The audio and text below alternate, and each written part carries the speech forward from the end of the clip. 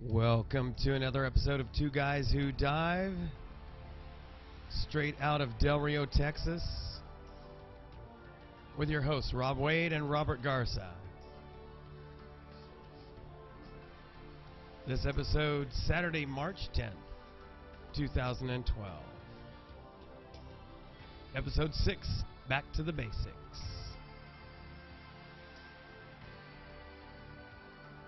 And here we are, finally back after 2 weeks of being out of the way.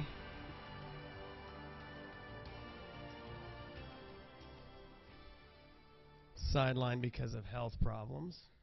Mostly mine, actually. It's kind of a change. Usually I'm the one who's sick. Yeah. As a matter of fact, wow, I can tell we're getting sound out of the broadcast. I'll tell you what, Robert, why don't you go over there and mute the speakers on our monitor system over there. Sounds good. Okay, so for those who might have tried to tune in last week or the week before, I think I finished out the last episode letting everybody know you can come in at any time.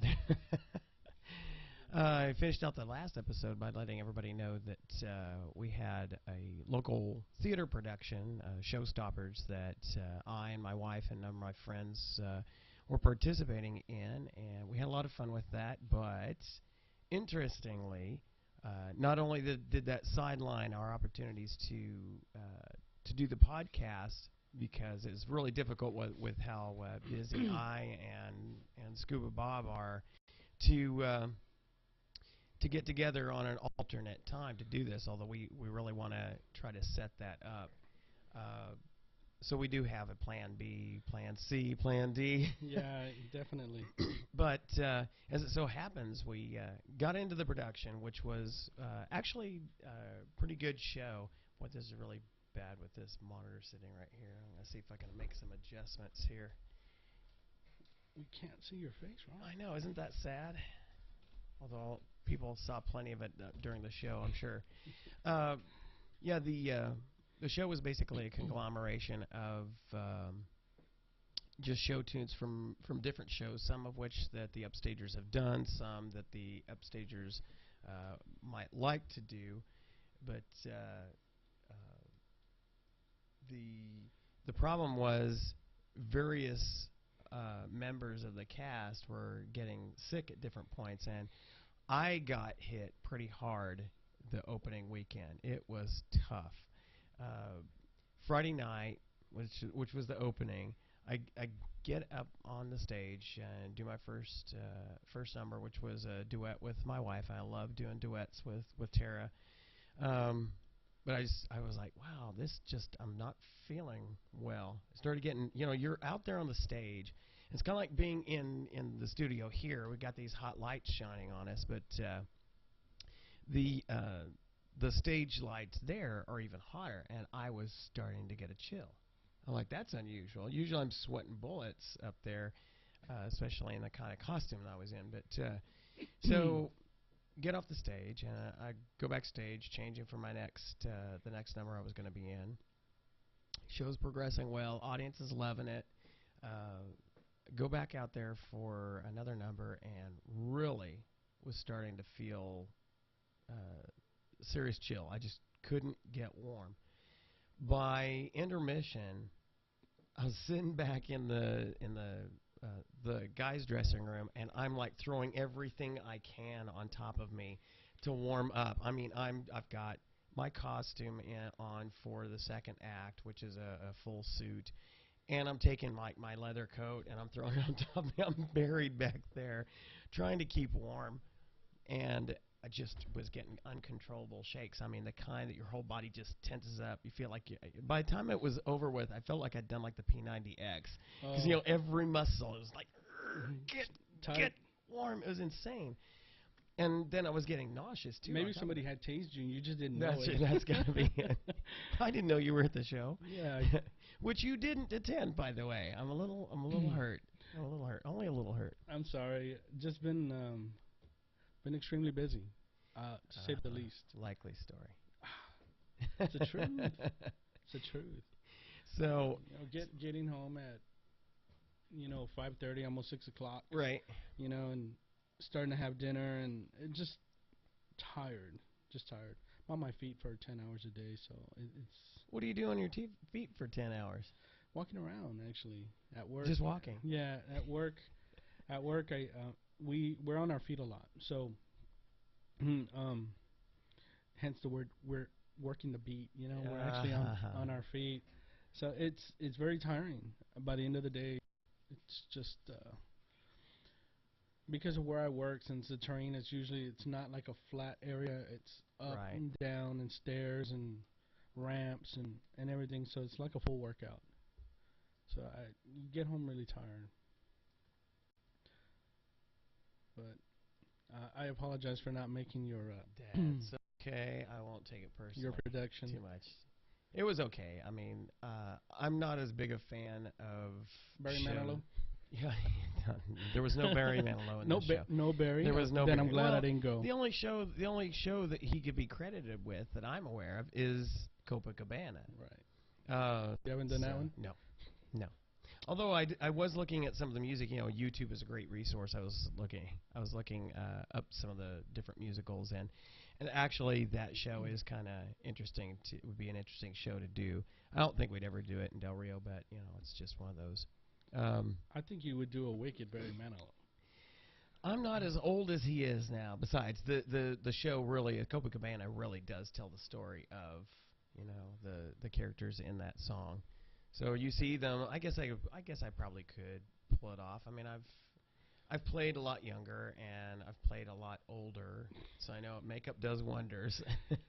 For those of you that are listening, the reason I say that is because there's a little hidden joke behind that.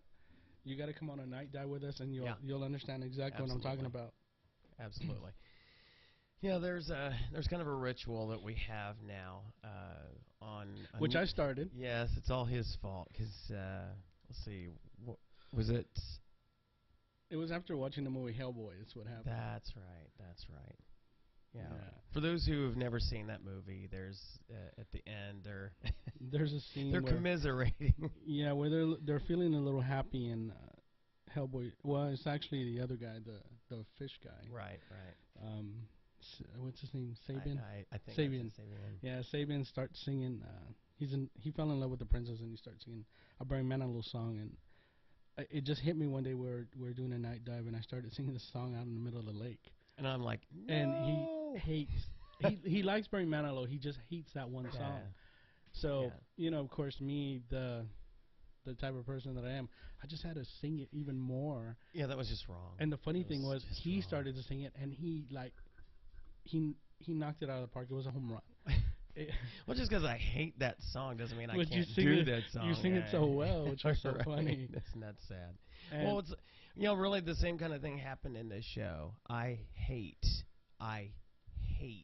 country music. Okay, I was tortured with it as a child. It was a traumatic part of my childhood, and so I abhor any country music. And of course, in this show, I said, okay, I'll be in the show.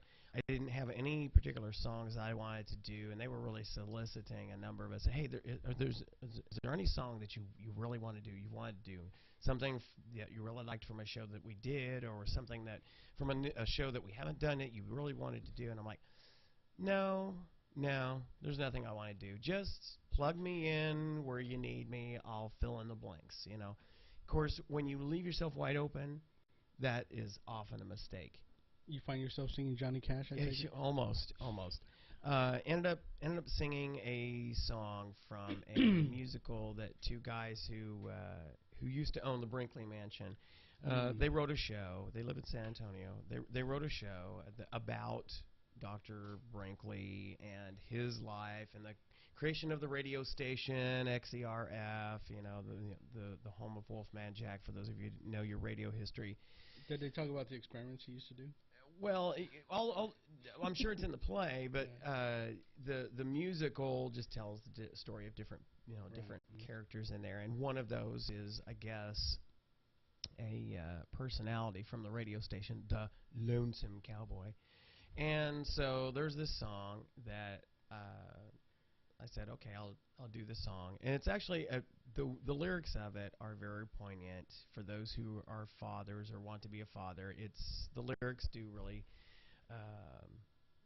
they're good lyrics. They're touching lyrics, but it is a country song, and so it has a twang to it. I didn't sing it with a twang. I will avoid that with every bit of my being, but.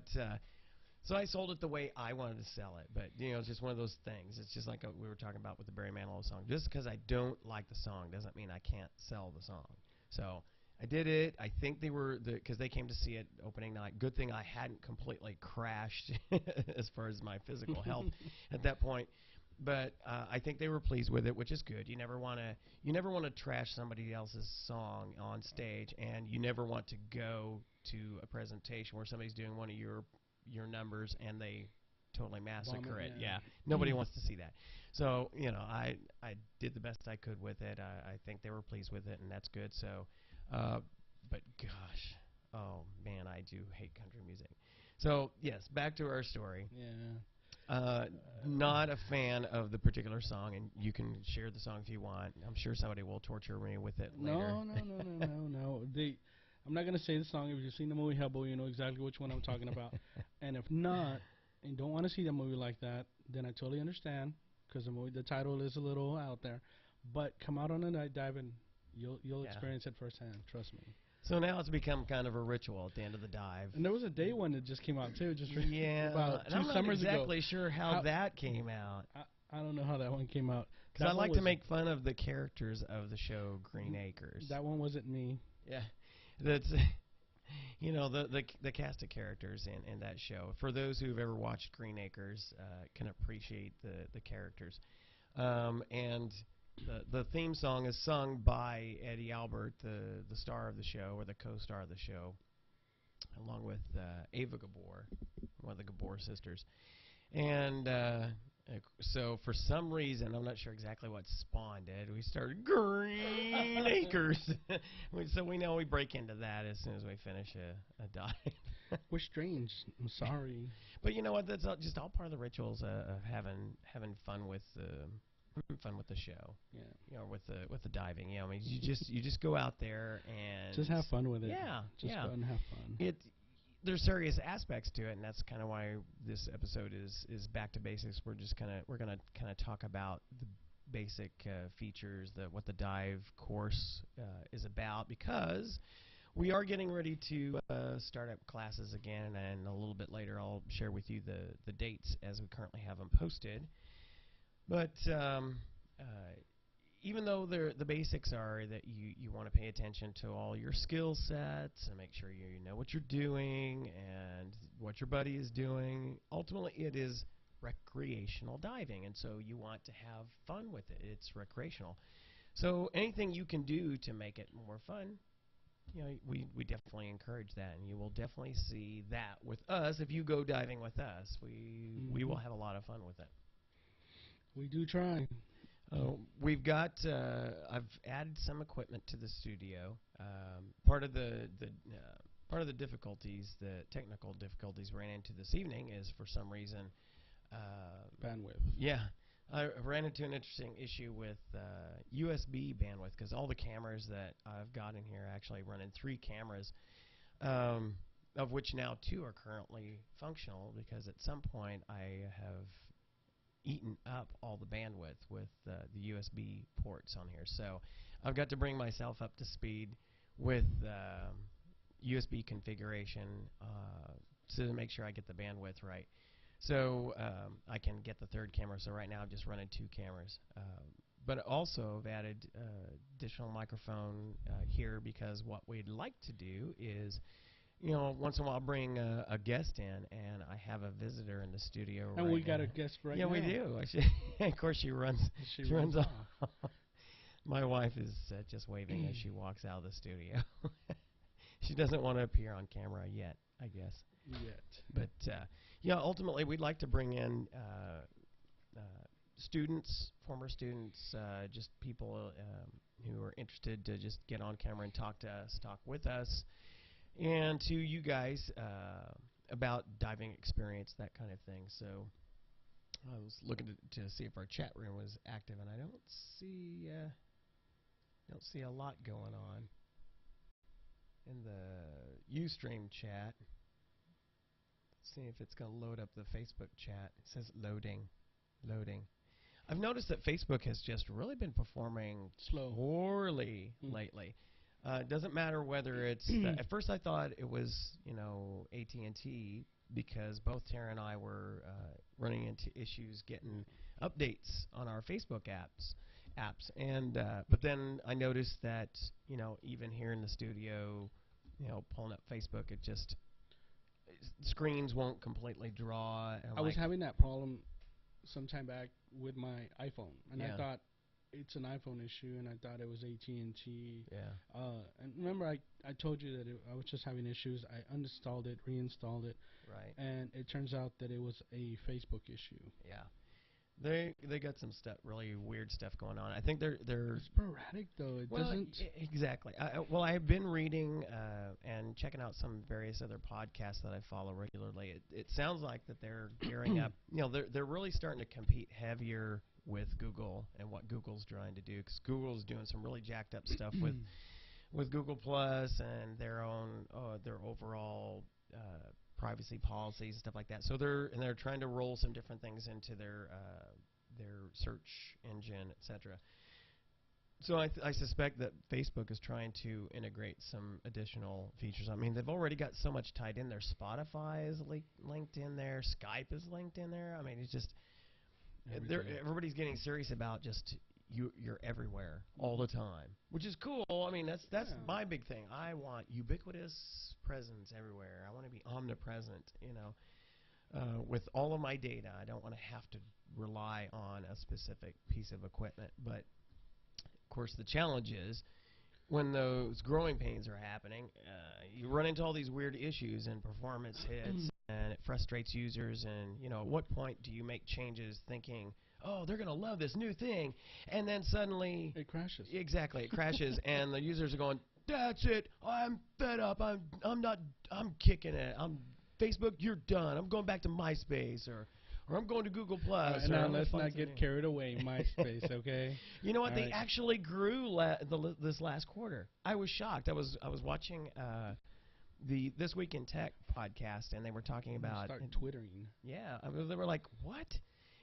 MySpace picked up a lot of users the last quarter. I'm like, is it because they're frustrated with Facebook, or is it that Google Plus just isn't quite doing it for them? I'll be honest with you. I got into it to Google Plus. I've got an account. Blah. Yeah, meh.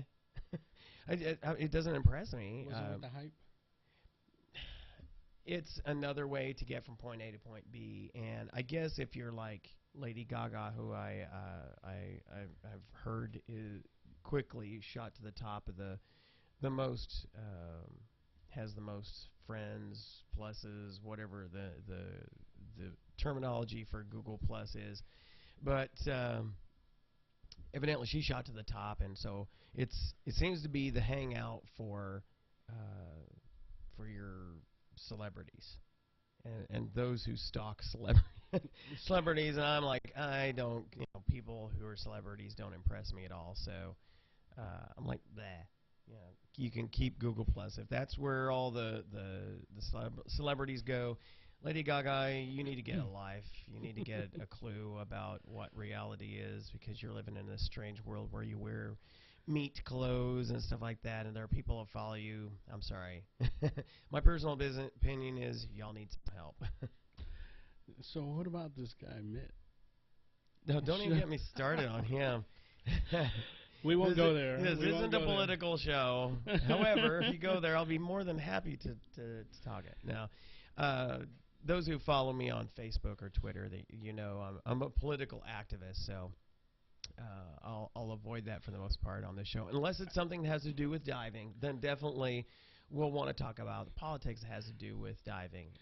Because I know Florida, for instance, Florida goes through, it just seems to be constantly in a battle the with the local authorities, the Fish and Wild Game, and all those different environmental protection agency, as well as the fishing industry folks. I mean, it's like a three-way pull going down there. You got the dive industry, you got the fishing industry, and then you've got the government, and they're all fighting over things like lobster season.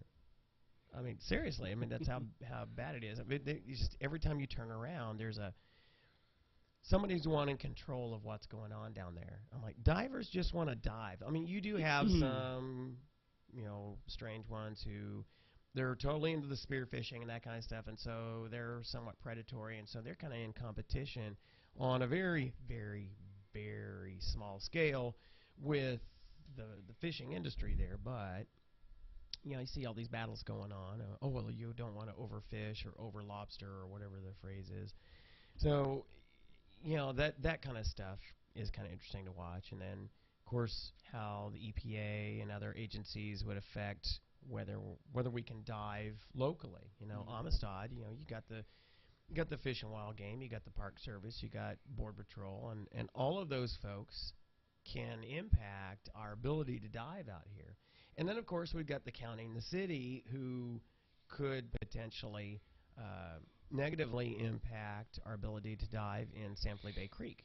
Mm-hmm. Now, I can just hear, for those who live in this area, I can just hear the question: diving in San Felipe Bay Creek?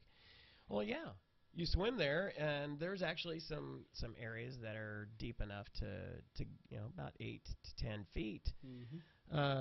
That you can dive, and I use that as part of teaching the advanced course, because it's pretty swift water in places, and so you can get experience with learning how to handle drift diving, in a current, that kind of stuff. So it becomes part of the advanced course.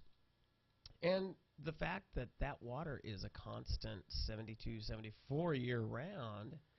You can dive it year round. Yeah, you can dive it year round. I mean, right now, although it's really nasty outside, you'd get in the water there and you'd want to stay in there. Throw a full wetsuit on there and you'd be pretty comfortable, even just a 5 mil. When we did the dive on the spring, it was, how cold was the surface temperature? Do you remember? The surface temperature? Yeah. It was 50 something. It was pretty cold. It was that cold. Wind was pretty biting. It was cold and rainy and windy. Yeah. When we got in the water, it actually felt like I was in a warm bath. It felt great. Getting out though, that was the chill right there. Was getting out. Seeing Robert running with his tanks and his gear to his little trailer, he was moving. Yeah, no kidding, no kidding. I do not like the cold at all. No. So that's why this weather. I was really hoping that this weekend would be decent for a dive, because all earlier in the week it was great. Mm-hmm. Sunny in the afternoon. It was foggy in the morning, but it opened up and was pretty sunny in the afternoon and got pretty warm. We're supposed to get some nice days this coming week. Not good as that does me now. So yeah, I was really stoked to kind of get a dive in, because I thought, well, it'll be nice and warm, and even if the water's still in the 50s, being able to climb out and be warmed up by the sun would have been pretty nice. But unfortunately, the weather took a south turn and is really nasty, and what can I say? It's just, oh well. But I'm anxious to get back out in the water. I really am. Yeah, so am I. So, but I gotta get my gear. I gotta get my gear back before. Oh, that's right. You already. Yep. Of course, I got plenty of gear. I got a lot out there, so I'm not worried about that. Yeah, that's not a problem. I got a call the other day from a gentleman who was trying to get a DOT tank filled, not a regular scuba tank, and I didn't bother to ask what he was getting it filled for. It was clearly not for scuba diving, but he had got my number, of course, from the propane place, which used to be a dive shop here in town, and gosh, we miss them. um, but he got my number and tried to see if I could fill his tanks up. And I'll be honest with you, I have a compressor and I use it for the students and for just a select few people, but it's not of the size and capacity to be doing mass air fills, not like a big cascade system that's now sitting dormant. So the it's a waste. Well, yeah, it is not being used. But the challenge is there really is nothing else around here that you can get air fills with. So I have to be careful about just filling anybody who comes to me. Now, fortunately, we fortunately or unfortunately, I guess depends on your point of view, we don't have a robust enough dive community here yet that I've been getting tons of phone calls to fill tanks for. But I suppose if it got to a point where we really were seeing a lot of that traffic, I don't know, see about getting a larger compressor, or we'd still try to work out something with the owner of that cascade system, but that's such a challenge. Because it needs somebody to watch it, to man it, to learn how to fill tanks with it, which isn't a difficult process, but it requires somebody to be there. And we like to dive. We don't like to sit there and watch equipment while other people go out and dive. And if you're listening, believe me, we tried to find a way to get this thing to where we could operate it, and it would be challenging for us to be able to do it and maintain our full-time employment. It's just, but we did. We actually did look into it, and it just wasn't feasible at this time. But like Rob said, later on, if it picks up enough, maybe we can revisit that again. Exactly. We're hoping. Yeah. Because we definitely want to see the dive community expand. Now, I was able to participate, not directly, but participate in a local fundraiser for the Officer Spouses Club out at the base. They had an auction, and they were looking for donations, and because they were trying to raise money for scholarships, which will be available to even people in Del Rio. It's not just for like base kids, that kind of thing. So it's pretty cool. And so I donated a class. Oh yeah. Now, of course, I put on the certificate that winning this class and getting to take the class does not guarantee that you're healthy enough to take the class. You still have to get the do the medical statement or get a doctor to sign off that you're okay to dive. And it also doesn't guarantee that you get certified, because I can't predict if somebody is going to pass the course. Yeah. I pride myself on being able to work through people's issues to a successful completion of the course to a fully functional diver, but there's no guarantee. Anybody could develop an issue that becomes a showstopper for them, and any reason is a good reason to say, you know what, I just can't do it. Yeah, that's okay. There's nothing wrong with that at all. But so what was interesting is I spoke to the wife of the group commander on base. I guess she was kind of heading the show, the auction, and she said that somebody won it. The auction was all over with, and then there was a discussion going on, and it turns out that the person who won it didn't realize exactly what they were bidding on. And so I guess they didn't feel that they could actually dive, so they ended up having to re-auction it off. But as a part of the end result, so I will at least have a student from that, which will be interesting. Hopefully they'll have a spouse or a friend that wants to take the course with them, because it's much more fun to take the course with somebody that you know or that you're related to. And even the group commander's wife said, I've wanted to do that, and so even though she, funny? You're doing something that's like, I always wanted to do that. Yeah. You know, oh, I got a friend doing it. I've always wanted to do it. I think I'm going to do it with them. It's like, great, you know, come on over. Right. Yeah. We hear that a lot. But you've got to actually go out and do it. Wanting, wishing doesn't get you there. It's you've got to take the initiative. The course isn't that expensive. It's you do it one time and you're certified for life. You've just got to keep the skills up. You just got to go out and dive. It's like we say, a C card means you can dive, but diving makes you a diver. Exactly. So hopefully we'll see a number of students coming from that experience. I think what'll help if we can get another Discover Scuba event going this year. We've been trying to get one of those put on for a while. Just we keep running into small little issues that just kind of deter the whole thing. Well, it's tough when you don't have a good central place that you can work with to do that. The local pools here, the city of Del Rio, unfortunately, just has they're just living in fear. And then they're saying, I've got insurance. Issues. Yeah, and I've got insurance. I mean, that's a requirement in order to teach. So the city, the Del Rio Police Department does use the local pools for training. They do a water rescue course that the police officers, I think, are voluntarily go through. I'm not sure if it's mandatory or not, but they use the pool, and of course they have a certified diver inside of the pool whenever they're doing this training.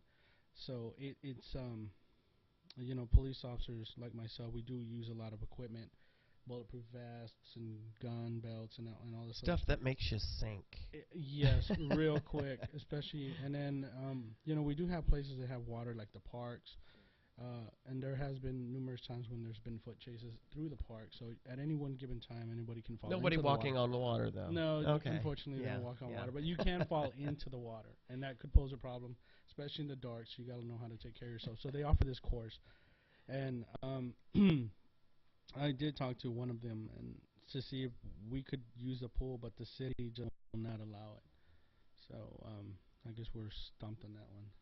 Yeah, it's frustrating. I may be able to do something over at Willowwood Apartments, which is where I do the classes themselves. But I don't want to assume that I can just march everybody over there, because that is part of apartment complex. They are included on my insurance, so there's no issues there. But still, it would be cool to be able to do something like that. I'm gonna try to make arrangement with the Hampton.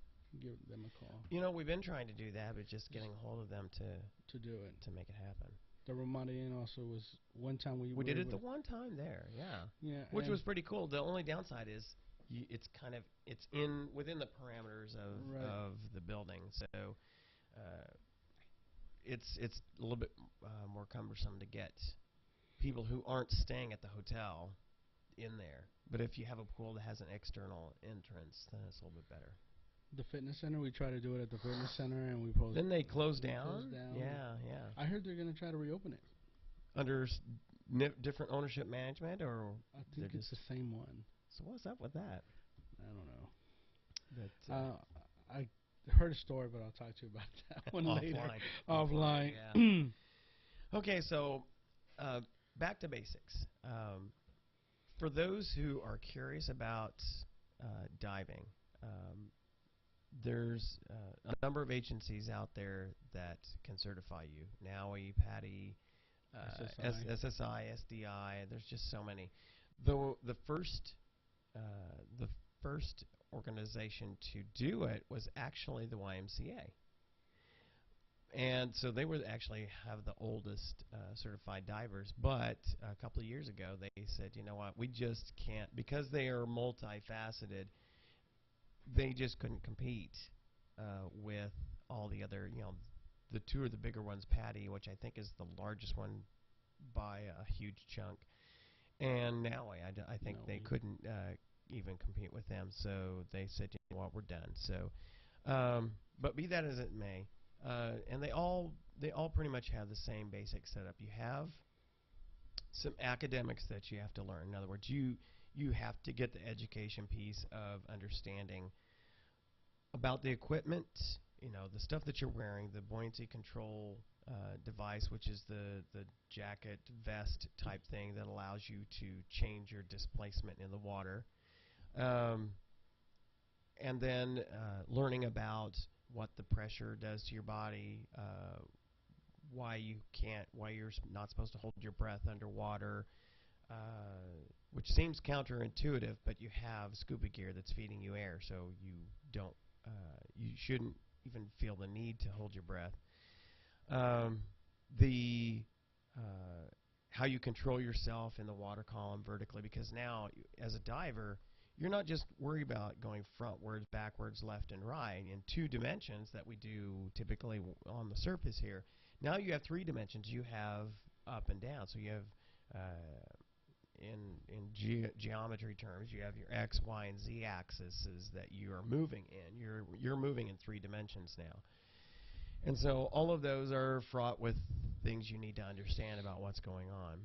Proper wear of your equipment, all the different skill sets. And then you take this academics piece and you apply it practically in the pool.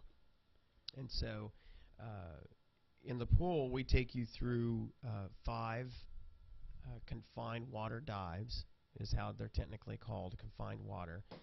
And you take all of those things that you learned in the academics and you apply them. Now, there's a certain degree of flexibility that we have in how we can assemble that teaching. Some will do a little bit of the academics and then some of the pool work to go with it, and then some of the academics, some of the pool work. Some will do all the academics, then all the pool work. And that's typically how I do it, because I know how busy folks are, and it's tough for folks to get, especially if you're taking college classes, stuff like that. It's tough to squirrel the time away to go through a course that's really spread out. So I try to condense it as much as possible. So we get the academics out of the way, and then we take you through the pool work, and then follow that up with the 4 open water dives that you are required to do. And we don't do really anything new in open water. We're taking the same things that you just got done doing in the pool, and now we're putting you in an actual open water environment so you can see, oh, guess what? These skills work exactly the same way in open water as they did in confined water, because there's nothing different other than your visibility and the conditions are not controlled typically. Your pool typically is going to be good visibility, although that's not a guarantee. It's not a guarantee, always. It's not a guarantee. And the visibility out at like Lake Amistad is not going to be... varies. It does vary. Although somebody was telling me right now the visibility at Amistad is just absolutely gorgeous. I asked you the other night, let's go, are you up for a night dive? Even though it was 30 degrees, I still said let's go. You were crazy, and I know your tongue was firmly in cheek when you said that. So, Me? yes, you. So, but... I do that from time to time. Yeah. I'll text them when it's the coldest, rainiest day. Windy. Say, hey, let's go on a night dive. I'm like, yeah, right. Because we've been on night dives where it was actually pretty decent when we got in, and we got out, and it's like, what in the world happened? Remember that evening? Oh. Let's see, it was you and me and Dave and Sarah? No. Yeah, it was. Yeah, it was Sarah. Yeah, we were all out there. That was crazy. We were out by Scuba Cove. We were on the south point looking for the abyss. Looking for the abyss. We couldn't find it. Yeah, for some reason we lost it. But we got in the water. It was beautiful, clear night, and we got done with the dive about an hour later, and the waves were kicking, the wind was blowing, the temperature had already started to drop, and we're like, whoa. It was cold. It was. And then trying to, you're getting out of a cold wetsuit, and your skin is soaked, and you're trying to just grab the towel, if you remember to bring a towel, and just try and dry off as quickly as possible because it's just so chilly. I remember I got in my truck, and I was still wearing my wetsuit. Turn the heater all the way up. It goes to 12. And, yeah, it was crazy. Cold. It was cold. So we, yeah, that's the kind of situation you don't want to find yourself in too often because you just aren't prepared for something like that. So let that be a cautionary tale to you. Uh, when you plan a dive, day or night, check the weather on the back end. You really, it's kind of like flying. That's how I likened it when after we got done with the dive. I was like, you know what? Pilots check the weather, where they're taking off, and where they're landing. So they see what the conditions are going to be at the end of their flight. So, Right. you know, that's something that you got to be diligent about. You just can't assume, even though Del Rio typically is pretty steady with its weather patterns. There are those times where it just suddenly comes out of nowhere and catches you off guard. This was one of those instances. Yeah. It was unexpected, and we were unprepared. Yeah. Yeah. I mean, it wasn't as bad. It really wasn't as bad as we're making it sound. But you know, I admit I'm a pansy when it comes to the cold weather. I hate it. I hate it with a passion. So you know, I can handle cold water, but it needs to be warm when I get out. It's that simple. See, and I love cold weather, and the water doesn't bother me. But when I can't feel the tips of my fingers, that's when I know, okay, it's time to get out. Well, yeah, when you come up and your lips won't move, that's just my lips are frozen because they're so cold. Yeah, that's bad. I can't communicate with you. My lips are not moving. Yeah, it's not good. So anyway, you complete the open water dive, the 4 open water dives, and then also you also have what they call watermanship. So you have 250-yard swim that you have to do. It can be any style. It's not timed. Basically, you just are able to get there and back uh, just so that we know that should you have to dump your gear and swim to shore or swim to a boat or whatever, you're going to be okay. And then there's the 10-minute float / tread water. Basically, so if you had drop your gear and you had to just wait till your turn to get up on the boat. Or your clothes. Yeah. Don't even go there, Robert. You opened it up. Okay, You said it. No. I'm sorry. I was thinking out loud. Was that my outside voice? Yeah. Yeah. That's another story. It's important to, if you're taking the course, to make sure that you're wearing appropriate dive or swim trunks, gear, whatever, underneath wetsuits. Unless you're actually trying to go for a unique dive. Mine was unique. Yes. But that was you did yours on your 100th dive. Yes. I did mine on my first Yes. dive. Mine was intentional. Yours was you had no choice. Yeah. Yeah, that's yeah, there's some people have a ritual of when they hit their 100th dive, they do something unique, and mine was rather unique. It was. And yours was part of the course, unfortunately. It's just important to think about this. That's the planning, proper planning. Plan your dive, dive your plan. Yeah. Okay, before we get too much further, I want to go ahead and, because even though we started late now, so I'll let us end late, but I want to throw in the dive classes. So currently, if you go to www.delriodiveclub.com, or if you go to the forums and look for, I've got the classes scheduled for this season, as well as the dive club Facebook page. You'll see that I have the classes for this year. So what we currently have, and these are all just the basic courses. I'll do any of the other courses if I get interest from students. I would love to see a certain percentage of my basic students finish the course, and then a little bit later on that same year go ahead and get some dives under your belt, and then do the advanced course. But here are the classes for this year, for this season. On the 26th through the 29th of April, so you need to sign up not later than the 6th of April. And again, the sign-up dates that we have on here are not hard and fast, but here's the issue.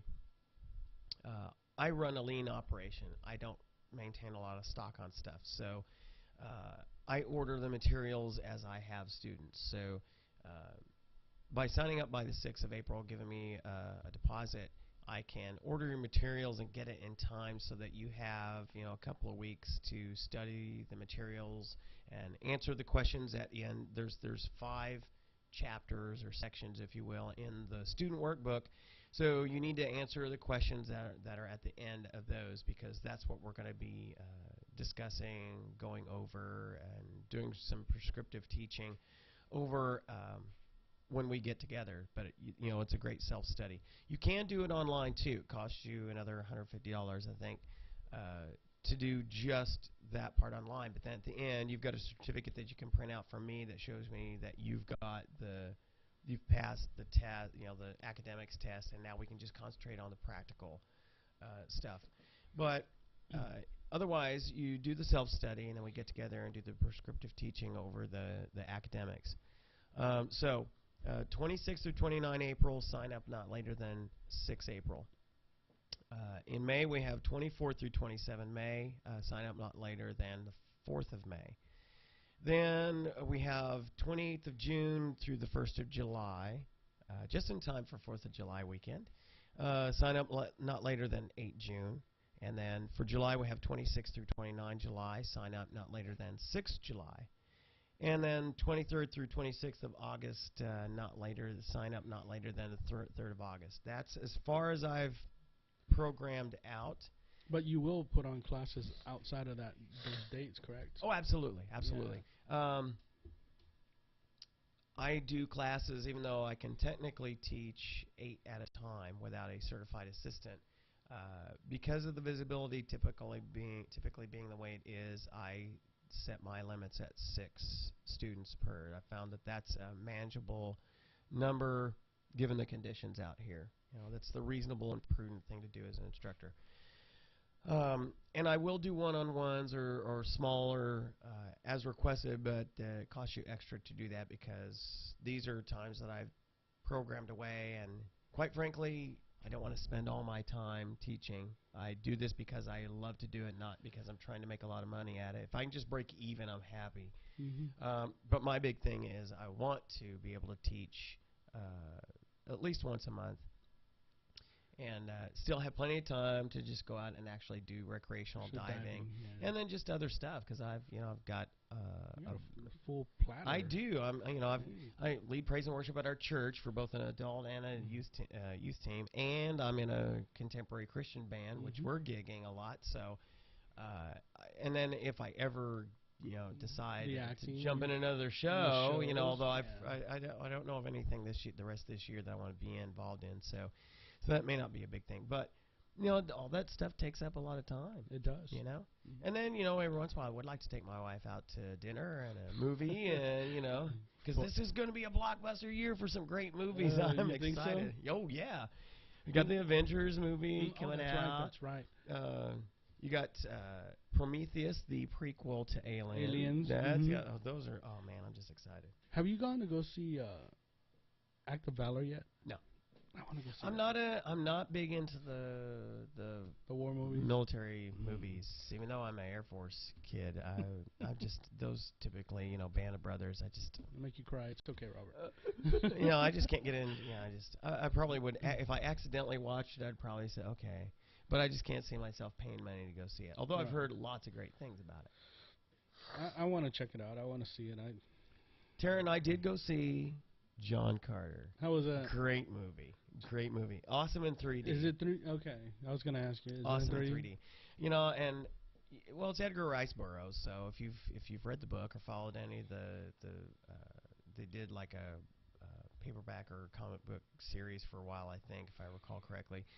But it's well done. Great. It's stunning imagery. The computer graphics for what Mars would have looked like in this vision were breathtaking. Wow. I mean, I found myself going, wow, that's just gorgeous. Well, in the past when we had gone to go see a couple of movies, they would show that in the previews, and just in the previews it looked sharp. And I remember telling Dominic, I bet you that movie's going to look awesome in 3D. It does. It truly does. And it's a riveting story. It was well edited, well played, well performed. It had a bit of a Chronicles of Riddick feel to it. If you've seen, I've seen them, and I'm just not into those. yeah, I liked Pitch Black, and then I liked the sequel was actually Vin better. Diesel fan either, but I'm You not what? a big Vin Oh really? Diesel fan. I like him. Yeah. I like him. But the Chronicles of Riddick had that big overarching story with a history to it, and so this kind of had the same kind of thing. Like, oh wow, okay, cool. So the approach to the cinematics of it had some definite similarities, but I really enjoyed it. It was just and a great ending. Of course, it was Disney, so it kind of had to have a good ending. Good ending, yeah. Although they have done something you're like going what, but it was well done. I really found myself coming away from it saying I was fully satisfied with that movie. It probably won't win any awards because people who choose the winners for the awards are crazy people with twisted lives, and they choose things that are about twisted people instead of something that really is. You come away going, wow, I wasn't offended. I was thoroughly entertained, and it was beautifully done. Yeah. So the movies that win are always those like weird movies. I have yet to see an Academy Award winning movie at the theater. Almost every time they've put these shows up, I'm like, I would burn it before I'd watch it. I'd burn it before I'd watch it. I'd burn it before. I'm just, no way would I watch these things. I take it you're not a Twilight fan? No, not at all. No, not at all. More likely to follow Underworld. Which is a good movie. Yeah. I'll watch that before I'll watch Twilight. It's like, it's vampires for kids, just, right. Whatever. Vampires for kids. So anyway, we did enjoy the movie. So that's, I do want to have some time to do that kind of stuff. Right. More questions? No. I've got the trailer being worked on right now as we get ready to close here. I've got the trailer being, well, it's not what you think.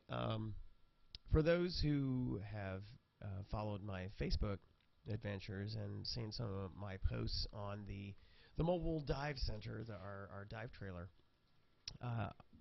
basically, renovated a typical cargo trailer to really be a nice setup for running dives. It is. But one of the things that was lacking in it was the ability easily to, plug in power. Mm-hmm. Because, I want to be able to charge up cell phones and computers and that kind of stuff. And if we go on trips to Balmoral, which we need to plan some, by the way. Right. We want to take the podcast with us. Yeah, there we go. We'll do a remote. We're going to do a remote broad. If we had the bandwidth, we could. We probably could. Yeah.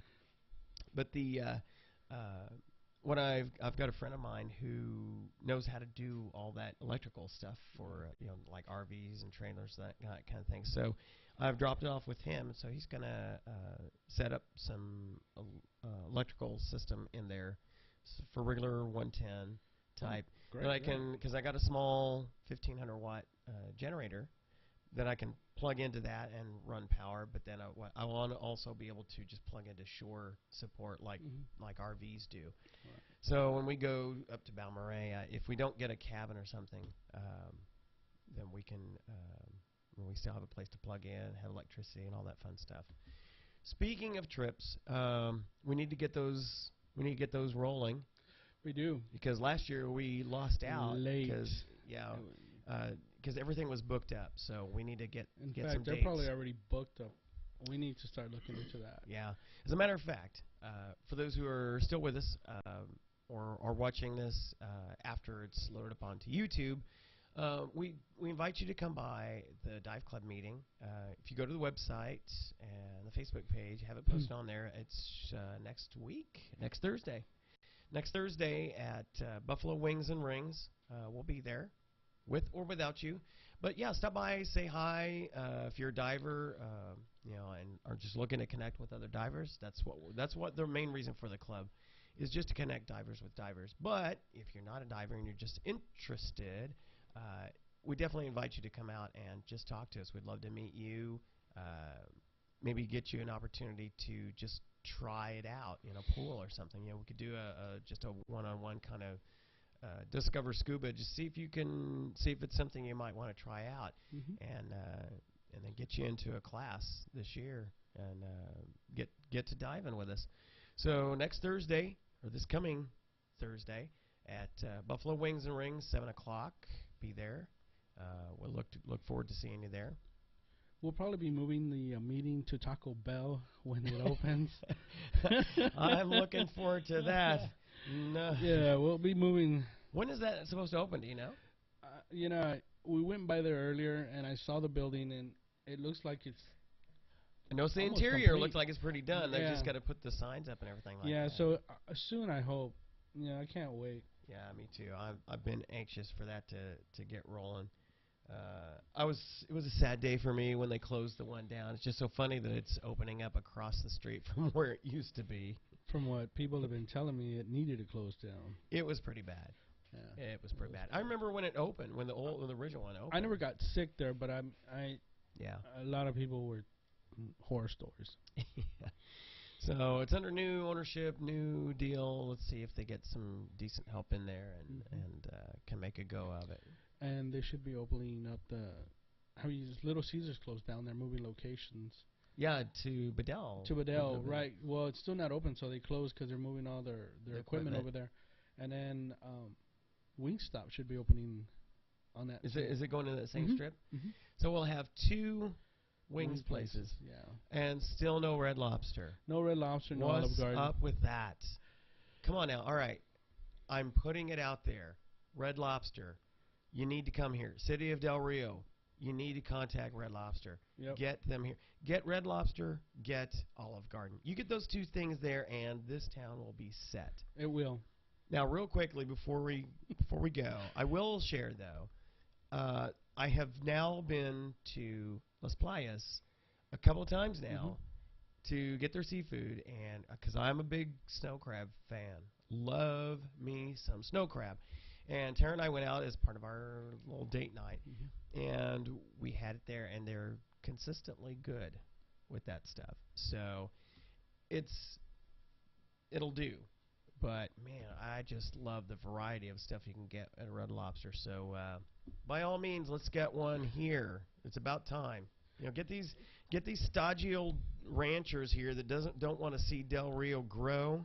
Yeah. Y'all just need to sit down, shut up and color, and let us grow this town, okay? Right. So, buildings can't be a certain height. I don't care about that. I mean, that's ridiculous, though. I have nothing against that. I like keeping the aesthetics good, but bring in some food. You bring in some food. I'm sorry. We bring in I love Fuddruckers. I really do. Yeah. I like eating there, but you bring a hamburger place to a place that's overwhelmed with hamburgers. And park it right next to a hamburger place. Yeah. Not smart. No, not good. But I think the last time they were going to try to bring in a Red Lobster, they were concerned about the issue about traffic, because I think the corporation actually has a guideline that says you can't open it unless there's so much traffic going in front of it, like a major highway or something like that. I think they ran a check, and there has to be so much traffic going over that. Let's try that again. Yeah. And I will purposely go back and forth. We will call people. We'll drive back and forth over that line. Okay. They could put it right next to Walmart, and it would be awesome. It'd be awesome. Everybody goes to Walmart. Yes, that is the nexus. Well, it's right across from Home Depot, so and in just 3 miles away from here, we have Acuña, Mexico. The population there is over 100,000 people. And some of those do actually eat seafood. They come over here. They do come over here. Yeah, it's just we can't go over there. Well, you can, but you probably have some issues coming back. But you might be a permanent resident suddenly over there. And I talk to a lot of people, and it's really not as bad as other. Like Eagle Pass, which just had a big brouhaha. That was kind of nasty. Yeah, but it's really not as bad here, and ultimately, from people that do go there a lot, not to tell people to go or scare anybody, but it's really not as bad as long as you go and do, what it is you need to do, because they do have some good things over there. I mean, it's all coming over here. It's all starting to come over here, right? Because people are afraid to go over there. Moving. But Yeah, right. if you do need to go, it's not bad. Just go do what you need to do. Mind your own business and go about things and that's it. Go do what you need to do. Buy what it is you need to buy, and then just come right back. Right. Of course, if you go looking for trouble, you're probably going to find it. You will find it. You promise. will. You will. Mm-hmm. Yeah.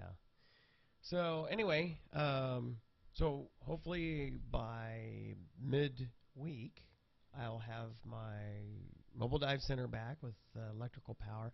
I'll have my equipment back. Yes, perfect. So maybe we can squeeze. I've got practice with the band next weekend around 2 o'clock, 2:30, something like that. But if the weather is permitting, maybe we can squirrel in an afternoon dive. Yeah, that would be great. That'd be great. Yeah, need to.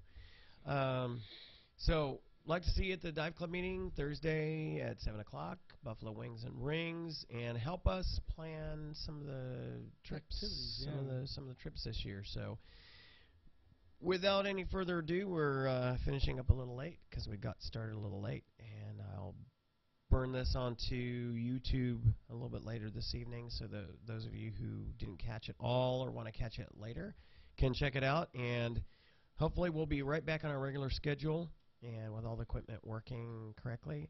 And so from both of us here in Del Rio, Texas, thank you all for joining us, and we'll see you next week.